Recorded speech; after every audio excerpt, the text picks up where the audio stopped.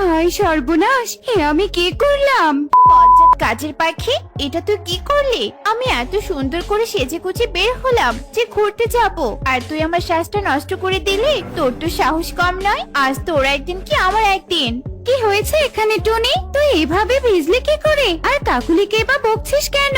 এই বজ্জাত কাজের পাখি ইচ্ছাকৃত ভাবে আমার উপর পানি ছিটিয়ে দিয়ে আমার শ্বাসটা নষ্ট করেছে। না না, আমি ইচ্ছাকৃত ভাবে এমনটা করিনি রাজকুমারী। আমি আপনাকে দেখিনি, আমার ভুল হয়েছে, আমাকে ক্ষমা করে দিন। তোর কোনো ক্ষমা নেই গরিব খ্যাত। আজ এই রাজদরবারে তোর শেষ দিন। তুই রাজদরবারে কাজ করার যোগ্য নস। বেরিয়ে যা এক্ষুনি প্রাসাদ থেকে। আমার ভুল হয়েছে, বিশ্বাস করেন টুনি রাজকুমারী, আমি জেনে শুনে এই কাজ করিনি। দয়া করে আমার একমাত্র সম্বল এই কাজটা কেড়ে নিবেন না। মুন্নি রাজকুমারী, আপনি দয়া করে কিছু করুন। টনি বোন আমার, ওকে ক্ষমা করে দে। ও বলছে তো ভুল করেছে, ওকে কাজ থেকে বের করে দিলে ও আর ওর পরিবার অসহায় হয়ে পড়বে। তুই ওকে ক্ষমা করে দিয়ে ঘরে গিয়ে আবার সেজে নে। আয় কালিয়াই, তুই আমার এখানে কথা বলবি না। তোর কথা শুনতে আমার ভালো লাগে না। তোরা দুটোই চোখের সামন থেকে চলে যা।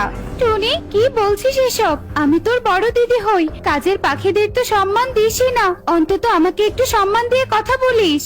সম্মান না ছাই দিব তোকে। কালি, তোকে দেখলে আমার ঘৃণা লাগে। তুই যে কেন এই প্রাসাদে জন্ম নিয়েছিস? তোর মতো কালো কুৎসিত পাখি রাজকুমারী হওয়ার যোগ্য নয়, বুঝেছিস? যত সব।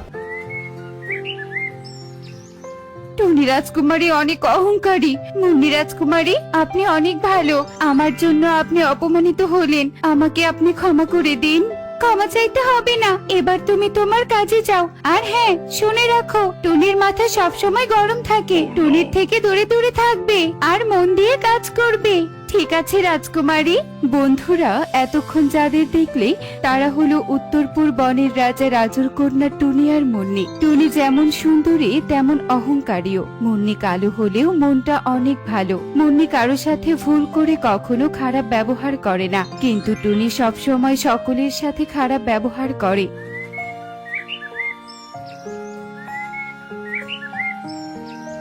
আমি রূপনগরে রাজকন্যা, রূপের জাদু এনেছি।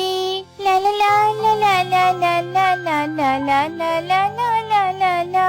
টনি বোন, তুই সাজগোজ করছিস? তুই সাজলে তো তোকে অনেক সুন্দর দেখায়। জানিস বোন, আমার না খুব সাজতে ইচ্ছে করছে। তুই আমাকে একটু সাজিয়ে দিবি?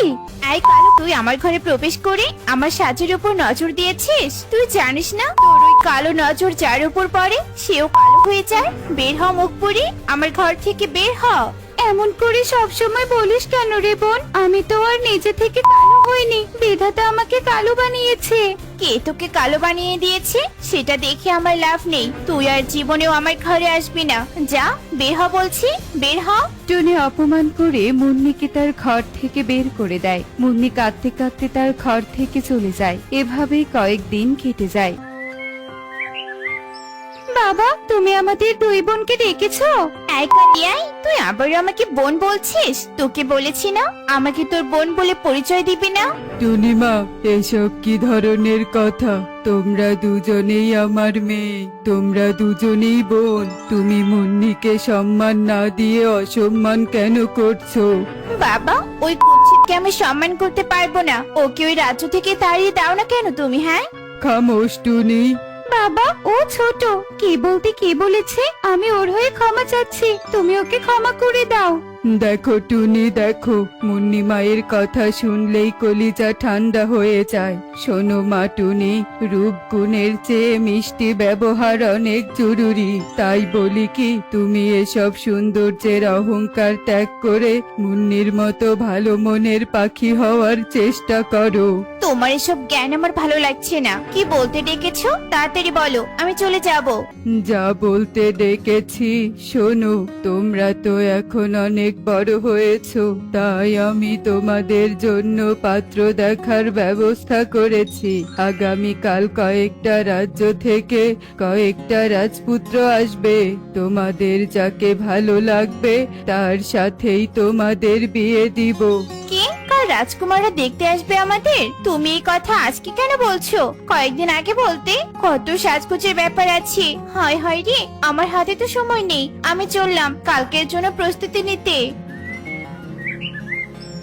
মা মুন্নি, তুইও যা, গিয়ে কালকের জন্য প্রস্তুতি নে।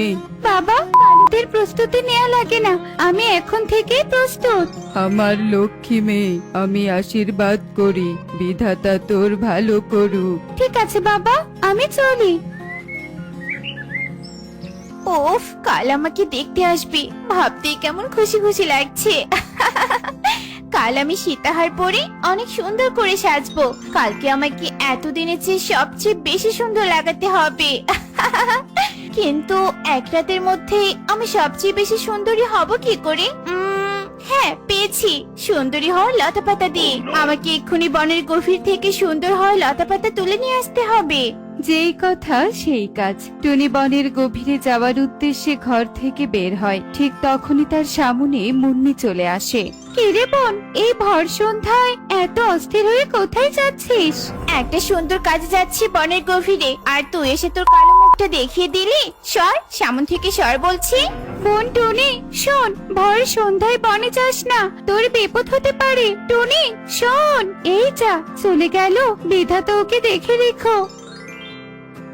টুনি রাজপ্রাসাদ থেকে সোজা বনের গভীরে চলে আসে আর সৌন্দর্য বাড়ার লতাপাতা খুঁজতে থাকে।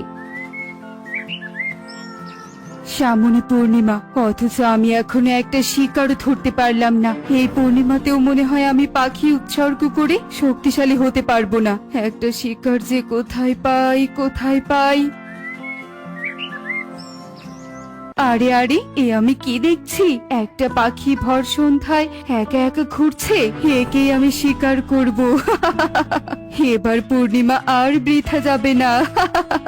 যাই, ওকে গিয়ে ফাঁদে ফেলি। এই পাখি, তুই এভাবে বনে কি খুঁজছিস? আমি সৌন্দর্য বাড়ানোর লতাপাতা খুঁজছি। তুমি কি জানো সৌন্দর্য বাড়ানোর লতাপাতা কোথায় পাওয়া যাবে?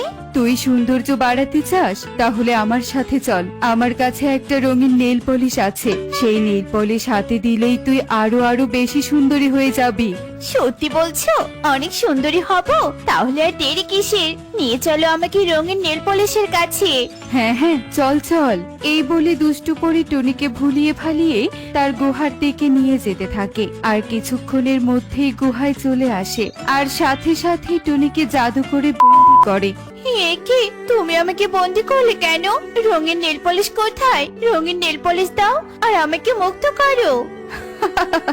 বোকা পাখি, রঙিন নেল পলিশ? সেটা তো আমার একটা ফাঁদ ছিল তোকে বন্দি করার।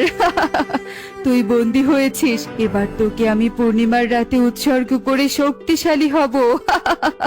না, এমনটা করো না, আমাকে ছেড়ে দাও। বাবা, দিদি, আমাকে বাঁচাও। হায় হায়, বোন তো ফাঁদে পড়েছে। এই দুষ্ট পরীর হাত থেকে বোনকে বাঁচাতেই হবে। আমাকে এক্ষুনি তান্ত্রিক বাবার কাছে যেতে হবে। তান্ত্রিক বাবাই পারবে আমাকে সাহায্য করতে। মুন্নি এই বলে সেখান থেকে সোজা তান্ত্রিকের কাছে আসে আর তান্ত্রিককে সব খুলে বলে। তান্ত্রিক বাবা, সবই তো শুনলেন, এবার দয়া করে ওই দুষ্ট পরীকে ধ্বংস করার আর আমার বোনকে মুক্ত করার উপায় বলে দিন। দুষ্টু পরীকে ধ্বংস করতে চাস? এই নে সোনা কাঠি, রূপা কাঠি। এই কাঠি দুটো দুষ্টু পরীর সামনে ধরে এক করবি, আর সাথে সাথে দুষ্টু পরী ধ্বংস হয়ে যাবে আর তোর বোন মুক্ত হবে। ধন্যবাদ তান্ত্রিক বাবা, আমি চললাম।